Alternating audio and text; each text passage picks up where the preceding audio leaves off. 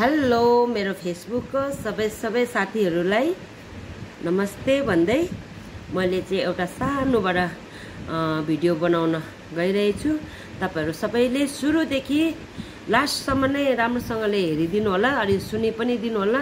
यो कुरा चाहिँ तपाईहरुले एकदम राम्रोसँगले गरिदिनु विचार गर्नु होला। मतलब कि मैले जो कुरा भन्न गइरहेछु हुन त कति जनालाई पहिलाबाट नै थाहा भइसकेको हुन्छ, तर अब जति जनाको मोनेटाइजेसन भएर अगाडि भएर उनीहरुले अर्निङ गर्नु थालिसक्नु भएको छ हैन, फेसबुक पेमेन्टहरु लिइसक्नु भएको छ, उनीहरुको लागि त हैन, किनभने उनीहरु त अब हामीहरु भन्दा त एकदम सिनियरै भन्नु पर्यो है।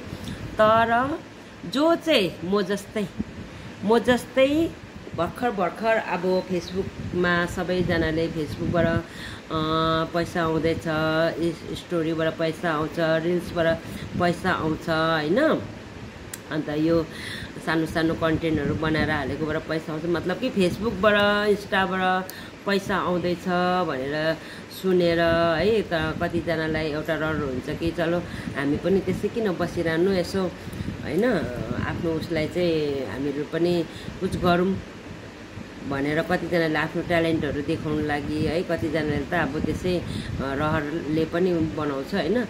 उनीहरुको लागि चाहिँ भर्खर नयाँ जसको चाहिँ अब मोनेटाइजेसनहरु भएको छैन, मोनेटाइजेसन गर्नुको लागि तपाईहरु अब त्यो सेटिङमा जान लाग्नु भएको छ हैन, उनीहरुको लागि चाहिँ एउटा भिडियो लिएर आएको छु है। मैले चाहिँ एकदमै ठुलो गल्ती भयो, त्यो ठुलो गल्ती नै भन्नु सक्दिन है। फेसबुक त मैले अब 2010-11 तिरै खोलेको है, त्यतिबेला त भिडियो फोटो त्यस्तै कुराहरु मात्र अपलोड भइरहन्थ्यो। अब यसरी फेसबुकले पैसा आउँछ भन्ने त्यस्तो कुराहरु पनि थिएन हैन। तर अब चलिरहन्थ्यो भिडियो फोटो त्यस्तो अपलोड हुन्थ्यो, त्यतिबेला नि त्यो भ्युअर्सहरु पाउँथ्यो, त्यस्तो सारो मतलब कि वास्तै हुँदैन थियो के त्यस्तोको। त्यति बेला चाहिँ हामीले चाहिँ एउटा रमाइलोको लागि मात्रै फेसबुक हाल्थ्यो है त्यतिबेला, किनभने गाउँघरदेखि हामी पनि टाढो नै थियो। अब बाहिरतिर भइसकेपछि त अब भिडियोहरु खिचेर त्यसरी फोटोहरु खिचेर हाल्ने गर्थे हैन। लास्ट इयरै भन्नुपर्छ, दुर्गा पूजामा हामीले एउटा डान्स गरेको थियौँ म र मेरो साथी भएर। अन्त त्यो डान्सको भिडियो चाहिँ मैले उइसमा हालेको थिएँ फेसबुकमा हैन। यति सारो अब त्यो भाइरल पनि भयो अनि भ्युअर्स पनि राम्रो पाएको थियो हैन त्यो उयोबाट। अन्त 1.57K हो त्यस्तै समथिङ कति भएको थियो। त्यहाँदेखि जस्तो त्यो उयो भयो त्यतिकै त्यसलाई कपिराइट लाग्यो। त्यहाँदेखिको चाहिँ सायद त्यो भिडियोले गर्दा होला अलिअलि मेरो फेसबुकमा नत्र भनेदेखि न कमेन्ट्स पनि धेरै हुँदैन थियो, लाइक पनि धेरै हुँदैन थियो। मलाई पनि इन्ट्रेस्टै लाग्दैन थियो नि त, त्यो भएर खालि फोटो मात्रै हेर्ने, त्यो कसैको कमेन्टको रिप्लाई दिने पनि होइन हैन, कुनै अब त्यो उइनहरु पनि नगर्ने है, रियाक्सनहरु पनि नदेखाउने, त्यस्तै खालि फोटो हाल्ने मात्रै थियो। अनि त्यहाँदेखि यता चाहिँ सायद त्यही भिडियो भाइरल भएकोले गर्दाखेरि होला अब कतिवटा भिडियोहरुको चाहिँ पोस्ट जो हालेको थिए तिनीहरु चाहिँ राम्रो भ्युअर्स जानु थाले हैन। अन्त त्यसरी जाँदा एक दिन फेसबुकले त्यही मोनेटाइजेसनको अप्सनहरु देखायो है। अन्त देखे अब सबले भन्दाखेरि चाहिँ हामी पनि हेरौँ भनेर मोनेटाइजेसनको त्यो अप्सनमा गएर चाहिँ जुन चाहिँ सेटिङ गरेको थियो है, सेटिङ गर्दाखेरि चाहिँ हामीले जुन त्यो पे आउट एकाउन्ट बनाउँछौँ त्यसमा चाहिँ एकदमै ठुलो गल्ती भएको हुँदो रहेछ। हिजो अस्ति दिन पनि मैले एउटा भिडियो दिएको थिएँ हैन। अन्त त्यो चाहिँ मेरो आज अब मेरो अर्निङ सुरु भयो भनौँ न, सुरु त के भन्नु, अलिकति जस्ट डलर सेन्ट भएको थियो, सेन्टबाट अहिले डलरमा पुगे है, बेसी पनि भएको छैन। बेसी भन्दा नि के अब भएकै छैन, जस्ट अलिकति यस्तो टच मात्रै भइरहेछ हैन। लक्कीले अगाडि बढ्यो भने त धेरै राम्रो हो, राम्रो कन्टेन्ट बनाउन सक्यो भने बढ्नु पनि सकिएला। तर त्यो देखाएपछि चाहिँ मेरो यहाँ उइसमा आएको छ, अब त्यो टास्कहरु पनि प्राय मैले सबै कम्प्लिट गर्दै गइरहेछु है। अब 2टा उयो मात्रै मेरो बाँकी छ है। अन्त त्यसमा चाहिँ त्यो अर्निङको यिनीहरु देखाउँदै थियो। अन्त मैले हेर्दाखेरि चाहिँ त्यो पे आउट्सको उयो चाहिँ कम्प्लिट भएको छैन, मेरो सेटअप गर भनेर आएको छ।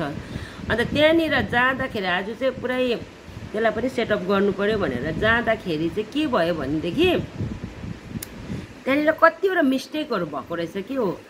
अन्त त्यो कम्प्लिटै नहुने है, किन कम्प्लिट भएन भनेर आज राम्रोसँगले चेक गरेर हेर्दाखेरि चाहिँ हामीले त्यो पहिला सुरु एकाउन्ट नम्बर हाल्छौँ है, आफ्नो नाम हाल्छ, first name, middle name, last name हुन्छ होइन।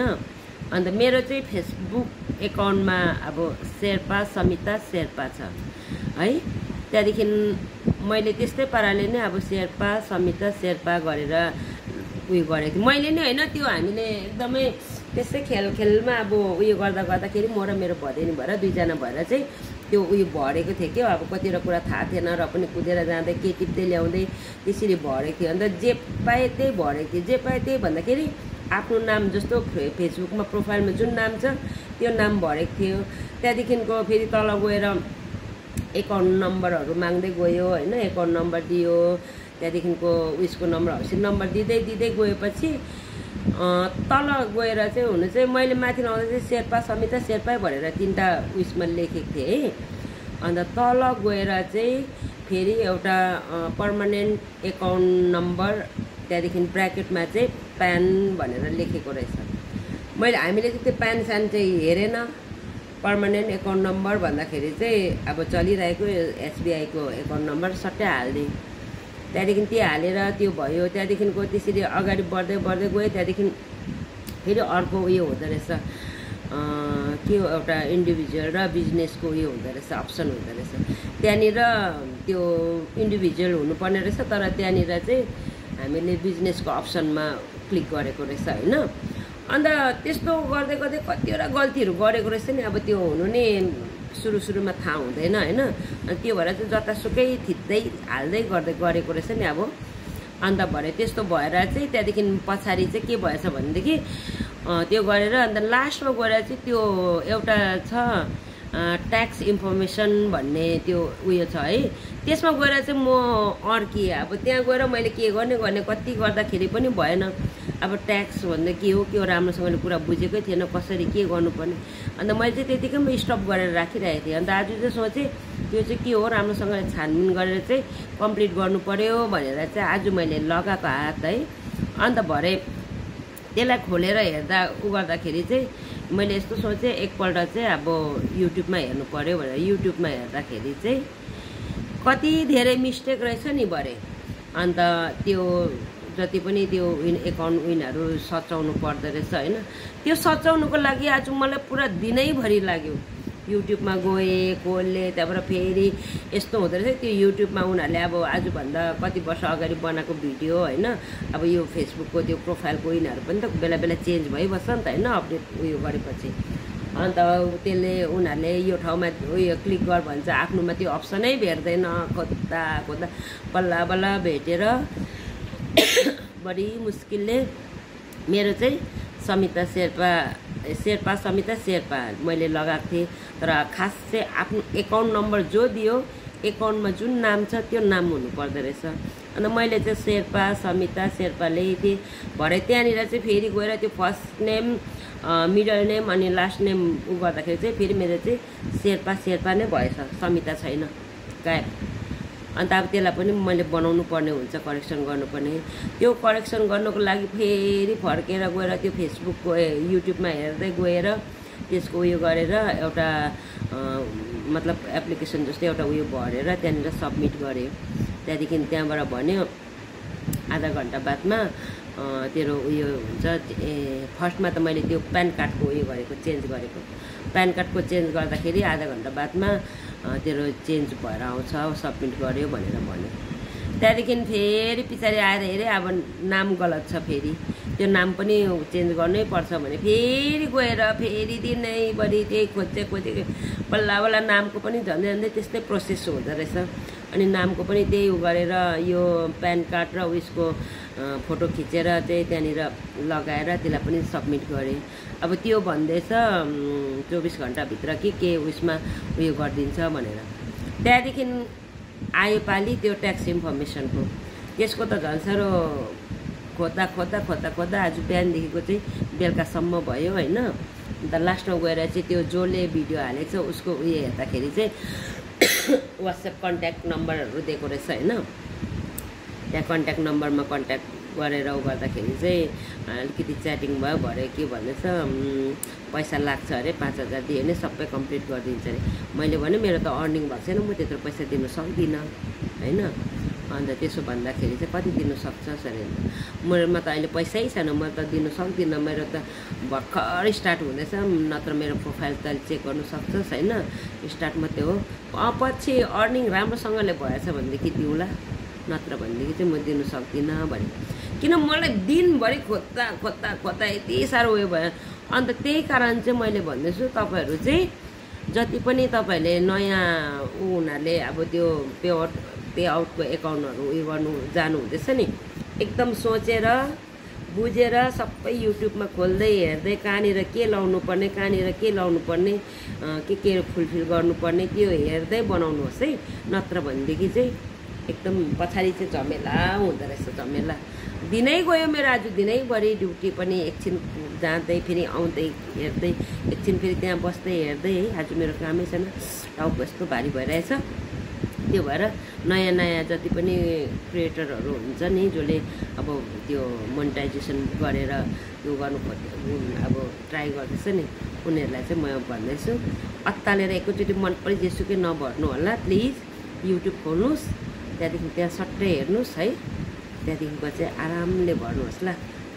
प्लिज मैले यस्तो गल्ती नगर्नुहोस्। दिनैभरि निस्किन्छ, दिनैभरि के आज निस्केर पनि कम्प्लिट भएको छैन, अब भोलि पनि फेरि दिनभरि लाग्छ होला सायद मलाई त्यो सचाउनुको लागि होइन।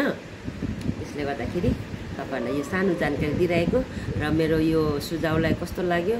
हुनु त अरूले पनि कतिजनाले दिइसकेछ, तर म जस्तो चाहिँ दिनैभरि लगाएर उ गर्नु चाहिँ परेको छैन। पहिला अब त्यति बुद्धि लगाएर युट्युबतिर खोजेर गरेको भएदेखि त यस्तो साह्रो पर्थेन होइन। त्यो भएर मैले जस्तो दुःख अरूले नपाओस् भनेर चाहिँ मैले यो सानो भन्दा नि निकै लामो भएको यो भिडियो बनाएर हाल्दैछु। तपाईँले हेरिदिनुहोस् र मैले भने जस्तो गरिदिनुहोस् होला। नयाँ जति पनि क्रिएटरहरू हुनुहुन्छ, जसले पे आउट एकाउन्टहरू सेटिङ गर्नु हुँदैछ, उनीहरूलाई चाहिँ एकदम अनिवार्य यो भिडियो हेरेर, यो भिडियो नहेर्नुहोस् तपाईँहरू युट्युब हेरेर चाहिँ त्यो के अरे सेटिङ गर्नुहोस् ल है। धन्यवाद सबैजनालाई। अनि मेरो भिडियो मेरो सुझाउहरू राम्रो लाग्यो भनेदेखि सेयर पनि गरिदिनुहोस् है। Thank you.